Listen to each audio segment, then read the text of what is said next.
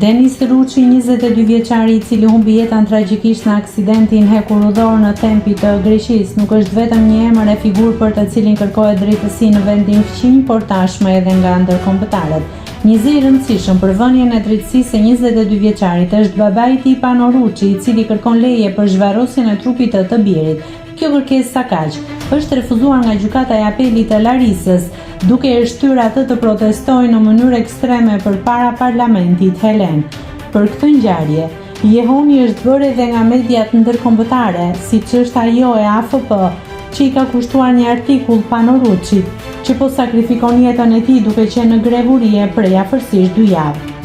Prej 2 vitesh e gjysmë, nuk ka mundur të gjejë drejtësi, u shpreh Ruçi për AFP, teksa qëndronte i lodhur me një kapele të zezë në kokë dhe disa suportues të tij përreth. Një grup vajzash të prekura nga kjo ngjarje kanë qarë pranë tij.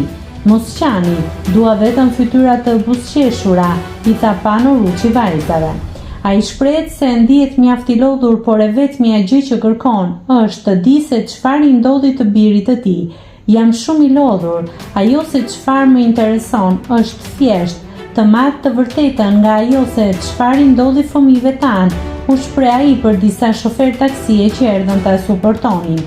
Ruçi ka nisur grevën në zonën ku ndodhet memoriali i përkohshëm i viktimave të tragjedisë së Tempit, përballë monumentit të ushtarit të panjohur, aty ku është i shënuar edhe emri i të birit.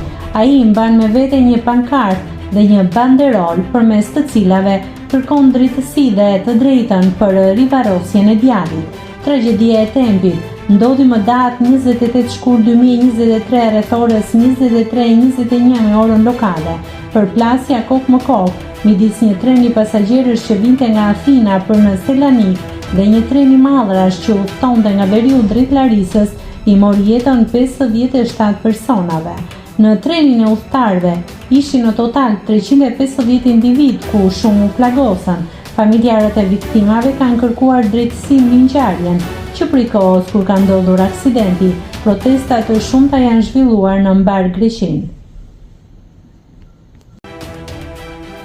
Nëse klikoni mbi butonin subscribe, do t'ju shfaqen të gjitha publikimet tona. Ju ftoj t'i bëni subscribe kanalit, të pëlqeni videot dhe të lini komentin tuaj.